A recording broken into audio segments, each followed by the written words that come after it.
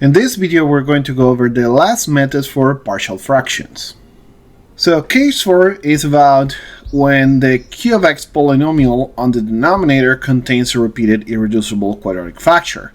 In that case, we have that q of x has the repeated factor ax squared plus bx plus c, again, where this is an irreducible polynomial such that b squared minus 4ac is less than 0. And then instead of the single partial fraction, then we're going to have a sum of the terms a1x1 plus b1 over the irreducible, then plus a2xb2 over the irreducible square, plus, and then we continue adding fraction terms until we reach the irreducible factor up to the power of the repetition. Okay? So now let's see an example of this into play. We're going to have the integral of 1 minus x over x squared plus 9 squared. Notice that we could potentially have larger terms than just the square, but the integrals will become very large. So unless you're doing some practice, it's not really good for an example.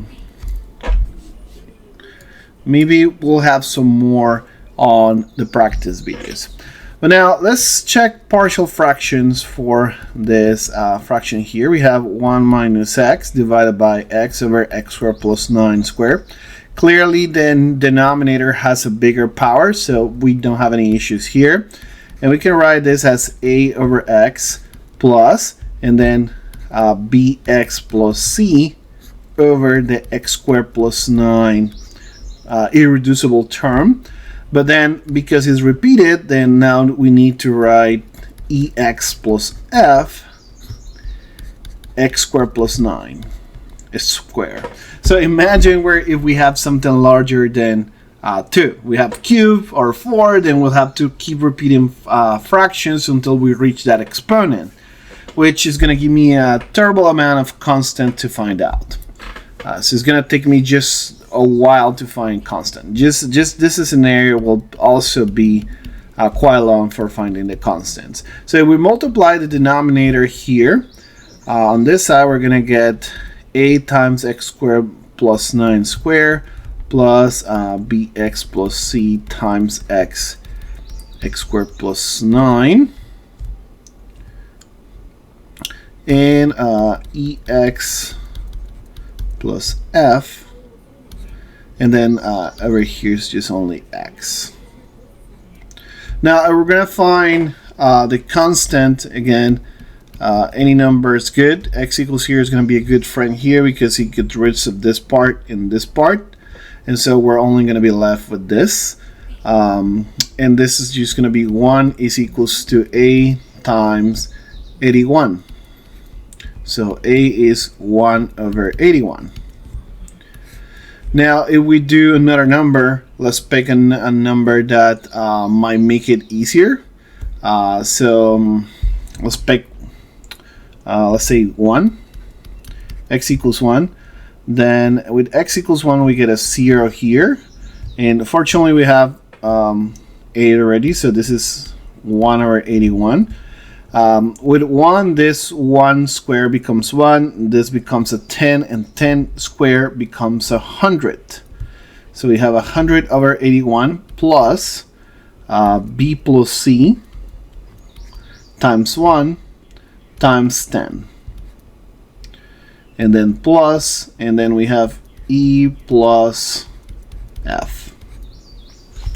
So as you can see, this is much more cumbersome to try to get the values of the constants. We're gonna be here for quite a bit. So let me just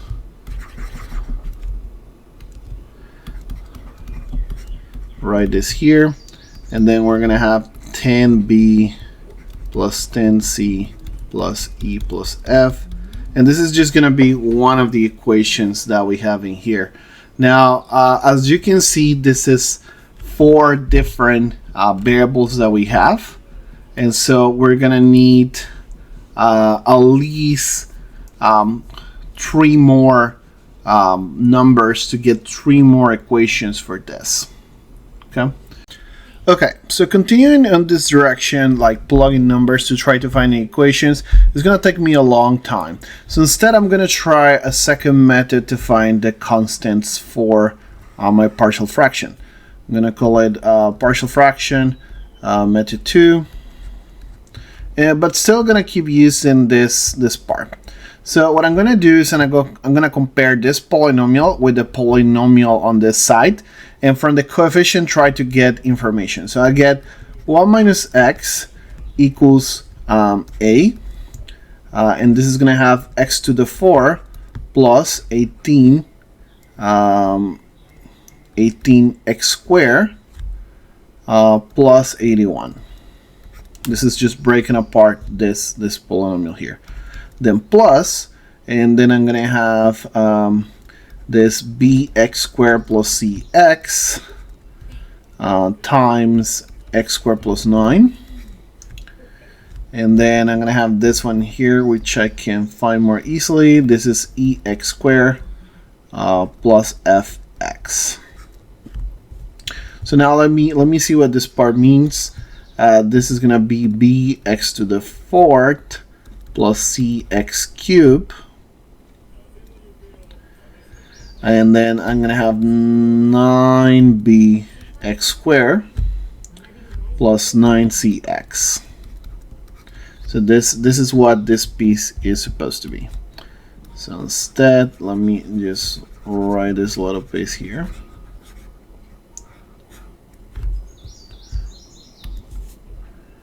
So this, okay. So now what I can do again is compare this 1 minus x, and I'm going to compare first I have the independent term, and that is only coming from A81, so 81a, and I don't have an independent term here, and I don't seem to have an independent term here either, so that's it. So this one is there. Then let's see the term with x. Now plus, and then terms with x, I only have this one, f. So I have f, and I have this 9c. So f plus 9cx. And so now I have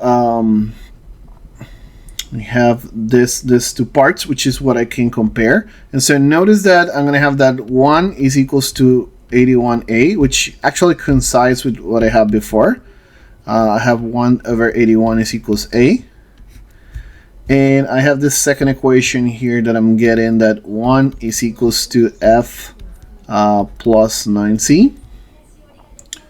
So minus 1 is equals f plus 9c. Now let's go for the x squared term. X squared, it has an 18a. It also has an e, and it has a 9b. And so I have this equation where 0 gotta be 18a plus e plus 9b. But I already have that a is 1 over 81, so this is minus 18 over 81 is e plus 9b. So I have another equation. This is equation number 1. Equation number 2. Now let's go with x cubed. And x cubed doesn't seem to have a lot. I don't have any x cubed here going on. I only have one here by c. And notice that that gotta be equal 0. So I have that c is equal 0. And so because c is equal 0, notice that f is going to become minus 1. So I already have f equals minus 1, c is equal 0.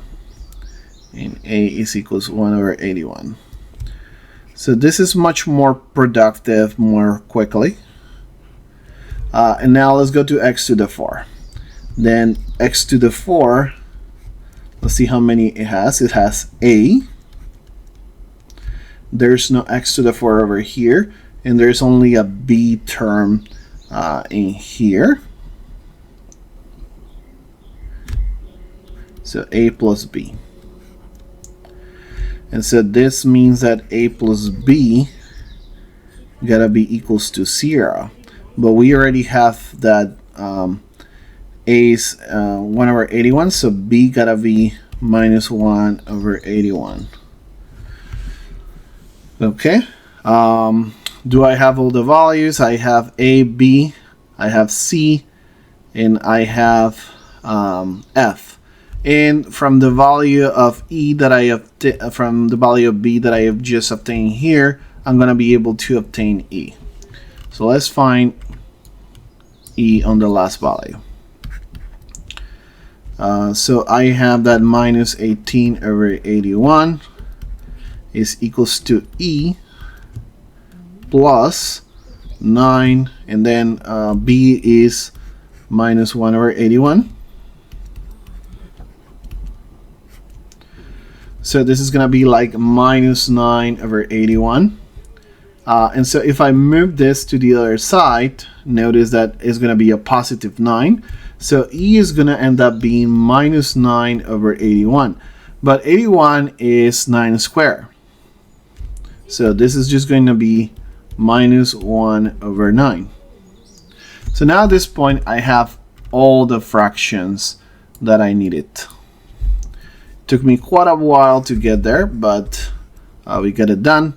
And so the integral of 1 minus x over x squared plus 9 squared dx is equals to 1 over 81 1 over x dx plus, and then b, let's find for b, b is minus 1 over 81, and so because c is 0, I don't have to worry too much about that. So minus 1 over 81, and then x squared plus 9, and then c is 0, so we're fine in there, and then ex plus f. And so e is minus 1 over 9 and f is minus 1, so we do have to work with that one. And plus minus 1 over 9 x minus 1, and this is x squared plus 9 squared. Okay, so at this point we're ready to finish this up, and most of this integral, notice, are going to be product of substitutions. So this all is going to be equals to 1 over 81 log of x minus 1 over 81, and then from here we're going to get a 1/2 out, and so 1/2 times log of x squared plus 9 from the substitution. Remember, the substitution is u equals x squared plus 9, and then the du is going to be 2x. We have the x over here, so we need to put a 2 and a 1/2 out, and so that's where we get in this value. And then last but not least, this third integral. And this third integral is a little bit more complicated because we got to break it apart and likely kind of check how do we approach it. So let's see what we can do here. So one way of working this out is this is definitely going to have a substitution here. And so one of them is, let's put minus 1 over 9 and then leave the x squared plus 9 square, right? And then minus 1 over x squared plus 9 square. So clearly this one here is something that we can solve by using a substitution. So we use u equals x squared plus 9. So the du is 2x dx. and then 1/2 the u is x dx. So the next one that we're getting here, this will become u to the minus 2. So now I'm going to have plus 1/18, then x squared plus 9 to the minus 1. This will be this one. Okay. Alright, so for this last integral, I gotta do trigonometric substitution. So let's see, let me open up this here and just step close it on the top, and let's come back to this little piece a little bit later. Okay, but I'm done with this one. This one is this. But now for this one, I'm going to do trigonometric substitution. And so I'm going to go with x equals 3 tangent of theta. And so, of course, the x is going to be 3 secant square. And this is going to transform into, this one here is going to transform into 1/9 tangent square of theta plus 9 times 3 secant square theta. Okay, so notice that tangent square is going to be secant square, right? So this is going to end up being, I have an 81 over here, I have a 3 over here, and I'm going to have on the top secant square, and on the bottom I'm going to have secant to the 4th. So I can simplify a little bit in there, and this is going to be 1/27, and then secant over secant square is going to be 1/secant square. But remember that secant is 1/cosine, so this will be really the integral of cosine square. And so now to get cosine square, I do a double angle identity. So this is 1/27. And so this will be 1 plus cosine of 2 theta over 2. The theta. And so this is, now this is going to be 1/54. And if I integrate, this is going to be theta plus sine of 2 theta over 2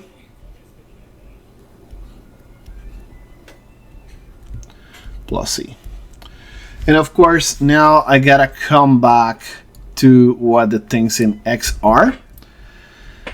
And so if I have that x/3 is tangent of theta, then I can think of this as x is equal sine, right, over cosine.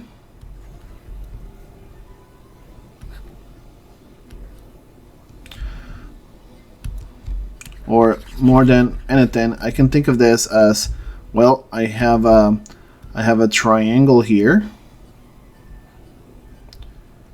where this side is measuring x, this side is measuring 3, and so of course this is the square root of x squared plus 9. And so sine of theta is going to be opposite over hypotenuse. So it's x over x squared plus 9. And then cosine of theta is going to be 3 over x squared plus 9. Square root of x squared plus 9. And so sine of 2 theta by identity of the double angle is twice sine of theta cosine of theta. And so this is going to end up being 1/54, and then theta is going to be x/3, or arctangent of x/3. So arctangent of x/3 plus 1/2, and then I get to put twice sine of theta, cosine of theta. So I guess I'll lose this ones, and I'm gonna have 3x over x squared plus 9 for the multiplication of twice sine of theta, cosine of theta. Okay, all right. And so with that, I think we've finally concluded this integral. So as you can see, repeated terms can be really messy. This took me for quite a trip trying to solve not only partial fraction, but at the end I even ended up with a trigonometric substitution on the example. So hopefully this showcases a good example of repeated fractions. Let me know if you have any questions. And this is the end of the partial fractions methods.